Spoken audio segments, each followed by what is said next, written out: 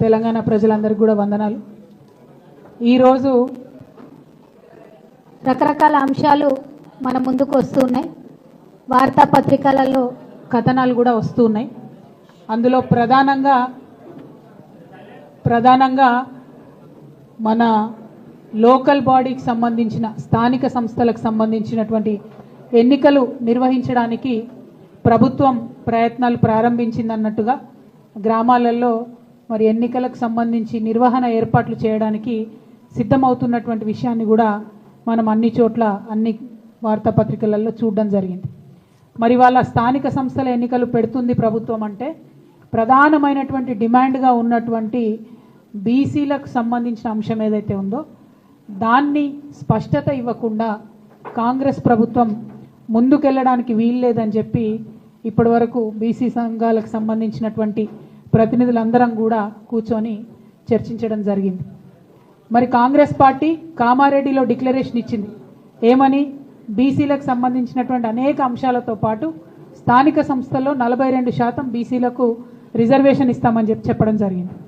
మరి 42% అనేటటువంటిది ఏ ప్రాతిపదికన కాంగ్రెస్ పార్టీ అనుకున్నదన్న విషయం ఇప్పటి వరకు స్పష్టత లేదు.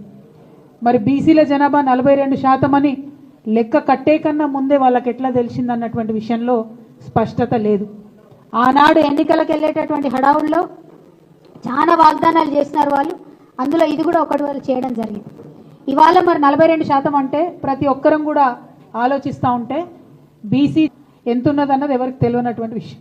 కానీ 42% అని కాంగ్రెస్ పార్టీ ఎట్లా చెప్పిందన్నది ఇప్పటివరకు ఎవరికి అంతుపట్టని విషయం.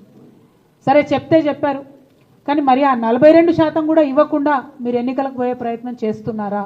ఈ ప్రశ్న ఇవాళ అందరి మెదడులో కూడా ఉన్నటువంటి పరిస్థితి. మేము తెలంగాణ జాగృతి నుండి గత సంవత్సర కాలంగా బీసీలకు సంబంధించినటువంటి అనేక అంశాలను ముందుకు తీసుకొని వెళ్తూ ఉన్నాం. అసెంబ్లీలో పూలే విగ్రహాన్ని పెట్టాలనేటటువంటి డిమాండ్ని మేము తీసుకున్నాం. అదేవిధంగా 20,000 కోట్లు బీసీలకు బడ్జెట్ ఇస్తామని చెప్పారు. మరి 3 సార్లు అసెంబ్లీ జరిగింది, బీసీలకు మాత్రం 20,000 కోట్లు పెట్టలేదు.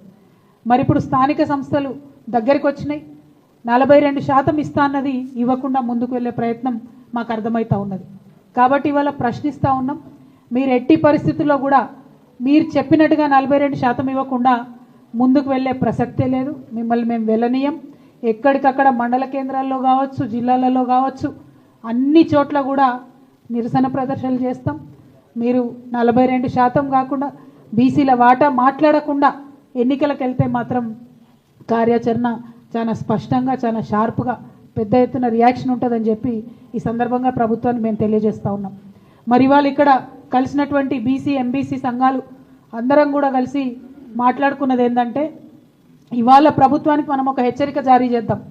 మీరు చేసేటటువంటి ప్రయత్నం బీసీ డెడికేటెడ్ కమిషన్ నివేదిక ఇచ్చిన తర్వాత మాత్రమే, బీసీ జనాభా ఎంతుందో తెలంగాణ ప్రజలకు చెప్పినాక మాత్రమే, దాని మీద మీరు ఎట్లా ముందుకు పోతారనే స్పష్టత ఇచ్చిన తర్వాత మాత్రమే మీరు ఎన్నికల గురించి ఆలోచన చేయాలి.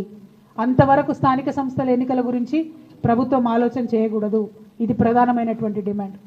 రెండవది, జనవరి 3 నాడు సావిత్రిబాయి పూలే గారి జయంతి ఉన్నది. మరి ఆనాడు ఇందిరా పార్క్ దగ్గర ఒక భారీ సభను మేము పెట్టబోతా ఉన్నాం. ఆ సభలో అన్ని బీసీ కమ్యూనిటీకి సంబంధించినటువంటి ప్రతినిధులు, నాయకులు, ప్రజలు పెద్ద ఎత్తున హాజరవుతారు. ఆనాడు ఇంకా స్పష్టంగా మా కార్యాచరణ కూడా మేము చెప్తాం. బీసీ డెడికేటెడ్ కమిషన్కి సంబంధించిన సమయం 30వ తారీఖు నాడు అయిపోతూ ఉన్నది. మరి 30వ తారీఖు నాడు ప్రభుత్వానికి వారి నివేదిక ఇస్తామని చెప్తున్నారు. ఆ నివేదిక అంశాలు బయటపడ్డ తర్వాత తప్పకుండా 3వ తారీఖు నాడు పెట్టేటటువంటి సభలో మా కార్యాచరణ ఇంకా స్పష్టంగా చెప్తాం. ఇవాళ భారతీయ జనతా పార్టీకి కూడా మేము డిమాండ్ చేస్తూ ఉన్నాం. మీరు జనాభా లెక్కలు చేపట్టబోతూ ఉన్నట్టుగా తెలుస్తూ ఉంది. ఈ జనాభా లెక్కల్లో ఖచ్చితంగా కులానికి సంబంధించిన కాలం ఉండాల్సిందే, కులగణన జరగాల్సిందే. ఇది మా డిమాండ్.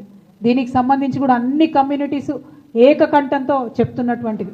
ఇవాళ కొంచెం ఈ ప్రెస్ మీట్ ఫార్మాట్ మారుస్తూ ఉన్నాం.